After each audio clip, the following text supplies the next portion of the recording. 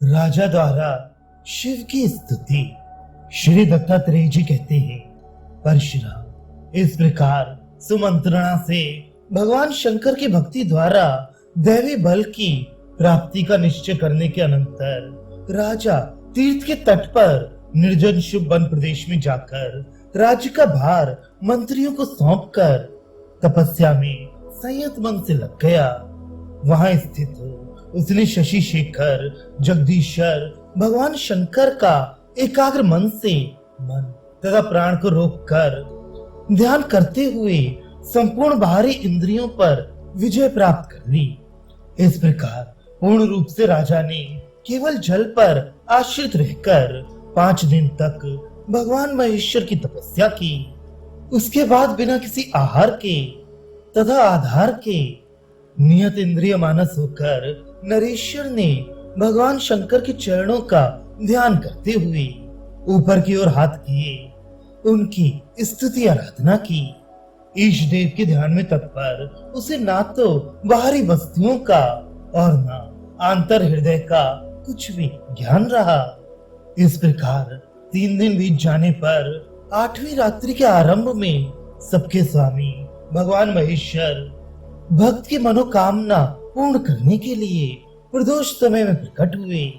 वे शरद काल के मेघ के समान स्वच्छ श्वेत बैल पर आसीन हुए। नवीन रत्नों के समूह विभिन्न प्रकार के रंगों से शोभित मृग चर्म से भी अधिक कोमल मोतियों के जाल से गुथे हुए आसन पर विराजे थे। उनकी आभा इस स्फटिक मणि के समान अत्यंत स्फीत गौर वर्णमयी थी। जटामंडल से अत्यधिक शोभायमान थे। वे प्रतिपदा के चंद्रमा को मस्तक पर धारे 3 नेत्रधारी नाग का हार पहने थे। अति सुंदर खिले कमलों के समान उनके 5 मुख हाथ से पूर्ण विलास से शोभित थे। उनका मुख चंद्र अत्यंत प्रसन्न था। वह कानों में कुंडलों के स्थान में सर्प धारण किए थे। मणियों से कपोल प्रदेश अत्यंत शोभित था। उनके चारों भुजाओं में शूल कपाल मृग और परशु धारण करना उनकी शोभा को अधिक से अधिक बढ़ाता था। रुद्राक्ष की माला से वे आभूषित थे। व्याघ्र चर्म पहने हुए थे। उनके गज चर्म का उत्तरीय वस्त्र था। हृदय प्रदेश पर सर्पराज विराजमान था, जिससे उनके अंग अत्यंत सुंदर रूप से मंडित थे। उनके बाईं ओर गोद में सदा की भांति रुद्राणी विराजी थी। दयानिधि शंकर सारे अंगों में भस्म रमाए हुए थे। रुद्राक्ष की माला धारण किए हुए प्रमथगणों से रुद्राष्टध्यायी मंत्रों द्वारा सतत प्रार्थना की जा रही थी। ऐसे परात्पर भगवान महादेव राजा के सम्मुख उपस्थित हुए। अपने आराध्य ईश देव के ध्यान के योग्य स्वरूप में स्थित राजा को देखकर शिव ने कृपा करके अति मधुर अक्षरों में उसे संबोधन किया। उस समय प्रमथगढ़ की वेद ध्वनि से राजा ने स्वदेह से मन हटा आंखें खोलकर अपने सामने भगवती अंबिका और प्रमथगढ़ सहित देवों के देव भगवान शंकर को देखा। वह दंडवत होकर वहीं पर प्रणत हो गया और सिर से नत दोनों हाथों को जोड़ उन परमाध्याय के दर्शनों से उसके हृदय काश में अत्यंत प्रसन्नता प्राप्त थी। मानो चंद्र का उदय हो गया हो। और तपस्या से क्षीणता होने पर भी उसके अंग प्रसन्नता से फूले नहीं समा रहे थे। आनंद के आंसुओं की धारा निकलकर उसके हृदय प्रदेश तक बहती थी। बारंबार इस प्रकार की स्थिति में उसने भगवान शंकर को प्रणाम कर स्तुति आरंभ की। हे शंकर, हे भक्तों के हित करने वाले, जगत के प्राणियों की रक्षा करने वाले और दुष्ट लोगों को सर्वदा के लिए दंड देकर अच्छी शिक्षा देने वाले, आपके चरण कमल देव वृंद को भी सुलभ नहीं हो सकते।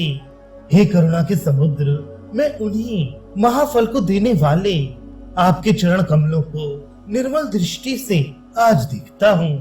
हे जगत के स्वामी, इसलिए मुझसे अधिक धन्य इस मनुष्य लोक में कोई दूसरा व्यक्ति नहीं है। पूर्व जन्म के कमाए हुए पुण्यों के समूह से ये दुर्लभ मनुष्य देह मिला है।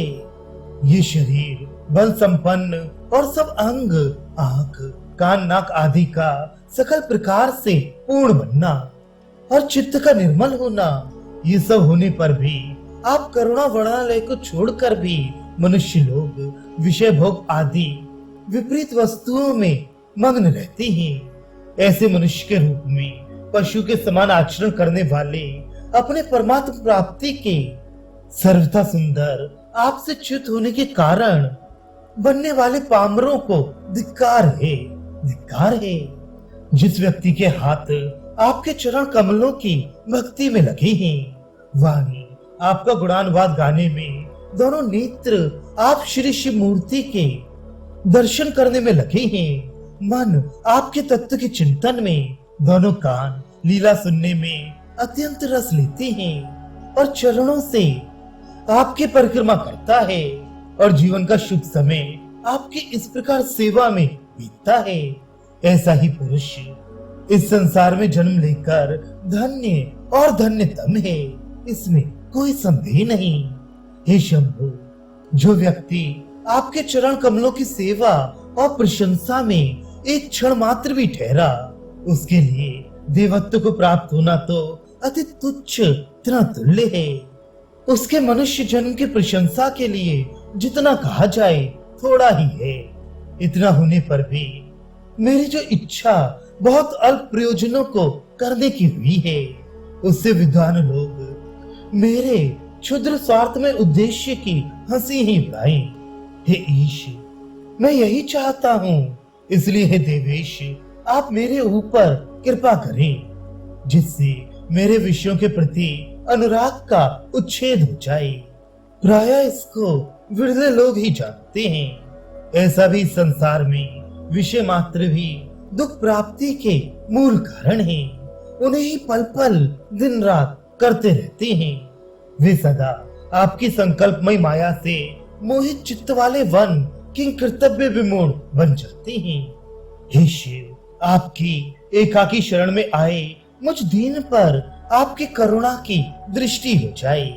मैं श्रद्धा भक्ति से आपकी शरण में आया हूँ।